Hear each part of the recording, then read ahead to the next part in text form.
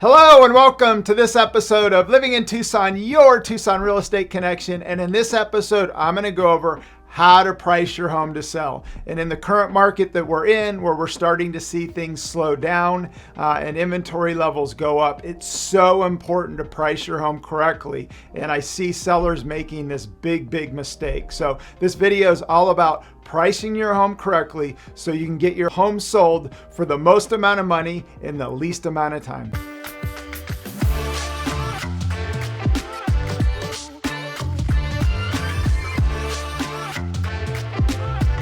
Hello, Tyler Ford here, Tucson, Arizona with eXp Realty. And in this episode, we're going to talk about pricing your home correctly. And it's the number one mistake that I see sellers making in this market and in any market. And that is pricing their home too high right out of the gate. And it could be the detriment to any listing. And the big reason why is if you price your home too high, buyers these days are pretty sophisticated. You know, they've got a lot of resources in terms of the internet to be able to run their own comps and or their agents running comps for them. And so they're looking at a couple different things when they're running the comps, and that is dollar per square foot and how many days on market your home's been on. And if you price your home too high right out of the gate, what happens is it ends up sitting on the market. You're not getting the showings and the activity that you need in order to bring more demand, more people to your property, which in turn can get you close to your list price, slightly below, or even above your list price. So it's so important to look at the comps and analyze the current market and price your home correctly, which will bring more people to the table and allow you to sell your home for the most amount of money in the least amount of time. In order to price your home correctly, you need to start with a CMA. And what is a CMA? It stands for Comparative Market Analysis. And when you're working with your agent, or we would love to do a CMA for you, it basically pulls all the closed sales that are similar to your property. So we look at bedrooms and baths, square footage, the amenities like a pool, does it have a carport, a garage? So the more comps that you can get that are similar to your property, your house, the more accurate that comp's gonna be. So the first thing you wanna do is you wanna pull a CMA. And when you pull a CMA of closed sales, the things that we're looking at, there's a couple key things. And the first one is what we call dollar per square foot. It will give you an average dollar per square foot. And then what you do is you take the square footage of your home and you multiply it times the average dollar per square foot, which is going to give you a really good idea in terms of what homes are selling for in your area. And the big mistake that I'm seeing people make right now, sellers and listing agents giving CMAs to sellers, is they're pulling comps and getting closed sales too far back. They're using comps all the way back from the 1st of January of this year.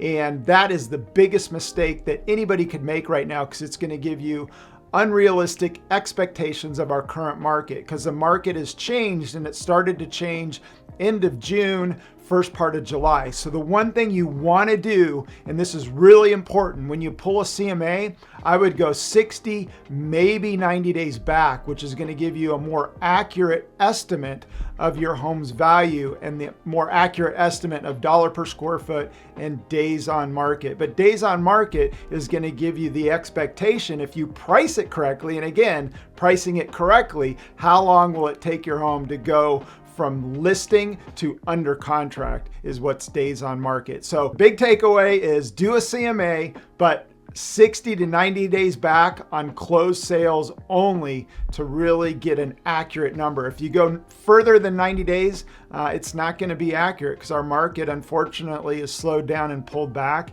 And so again, to get your home sold for the most amount of money in the least amount of time, use comps that are 60, maybe 90 days back. It's so important. Now that you've pulled comps and analyzed a CMA, it's now time to price your home. And when pricing a home, there's all sorts of pricing strategies that you can use in order to price your home effectively in the MLS.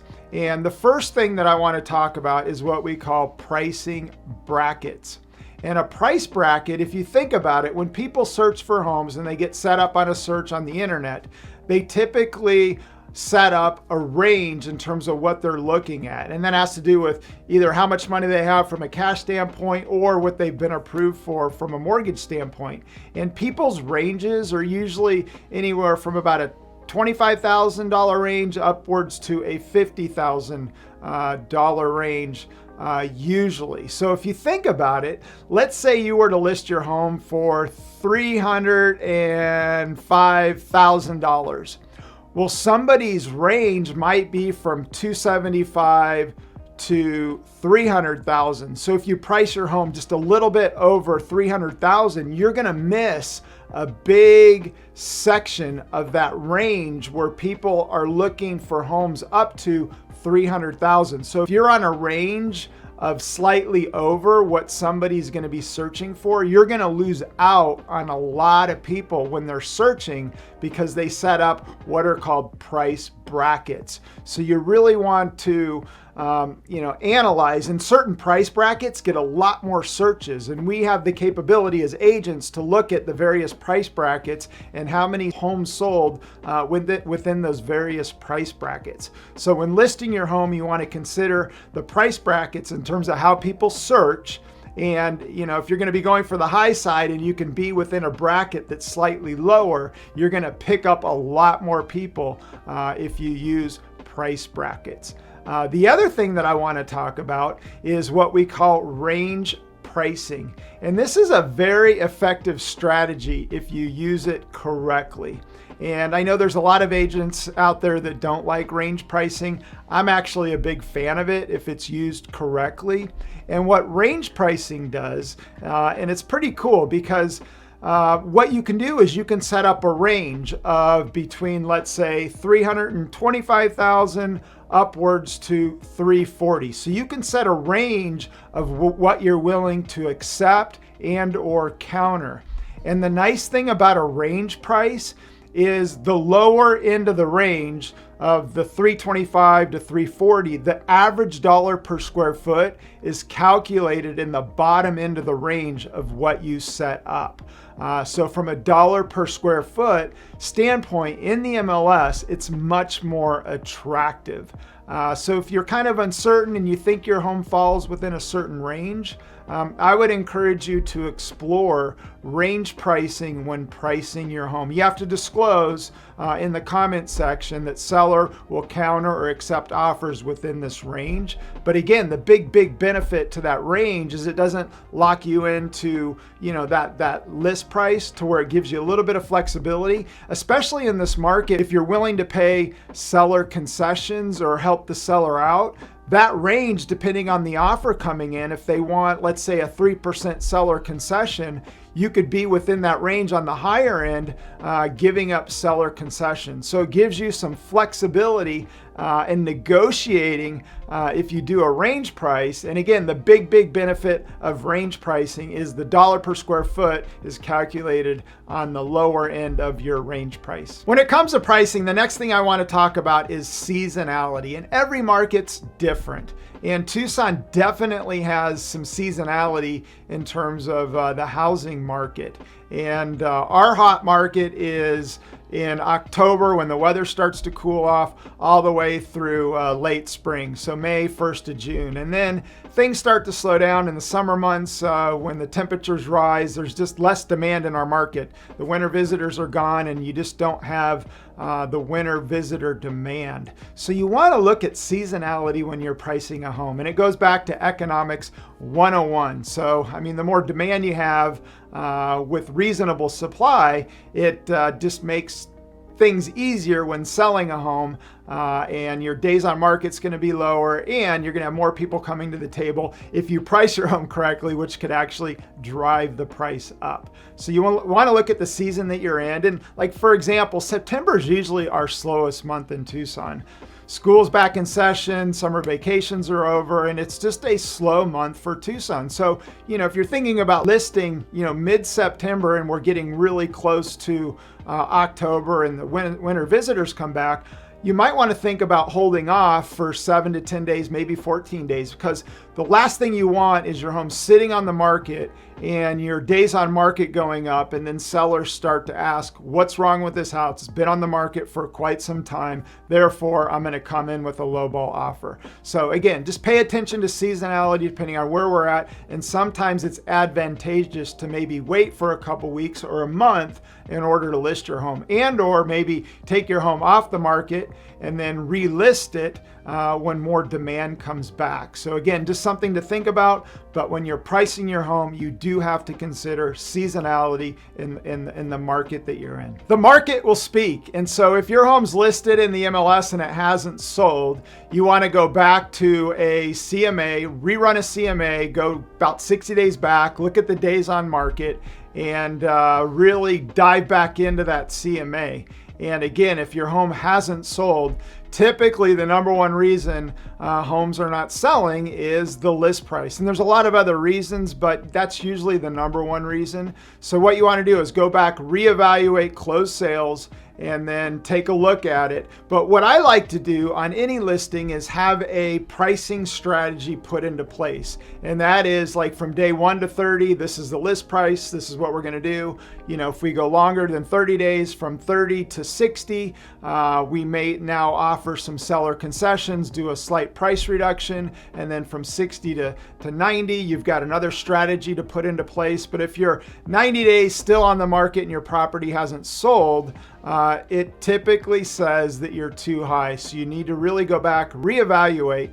But the biggest thing that you need to do when it comes to pricing is just be proactive and have a strategy in place when it comes to pricing. The last thing I want to leave you with, and it's not a pricing strategy, but it's right up there with pricing. And you can get your pricing right, but if you don't do this, you're still going to struggle, in my opinion, to get the most amount of money in the least amount of time for your property. And that is, make sure you get professional photos done of your property, and those photos accompany the listing when it goes live. A lot of times people will want to get their home listed and they don't have the photos, so they list their home and then they put the photos up. That's another mistake too. So make sure you get professional photos of your property done prior to it being listed in the MLS, because at the end of the day, your first showing is online and first impressions are key. So if you don't have any photos or poor photos, chances are they're clicking and going to another listing. So you want to make sure you've got professional photos, and it's another big mistake that I see sellers making, and the listing agent is doing you a disservice if they're not getting professional photos done of your property prior to listing it in the MLS. If you use myself and team to list your home and sell it in the MLS, I just want to go over some things that we provide. So first off, if you need a CMA of your home to better understand the comps, reach out to us. We'll email you a CMA. Secondly, is that we hire and pay for the professional photographer. We've got an awesome photographer that will come out and shoot photos of your home. Another thing we will provide, and this depends on the home, not all homes fit into this category, but if you've got a custom home, maybe a home with an addition, we'll have somebody come out and do a floor plan drawing of your home that we put up in the MLS. And what this does is a couple different things.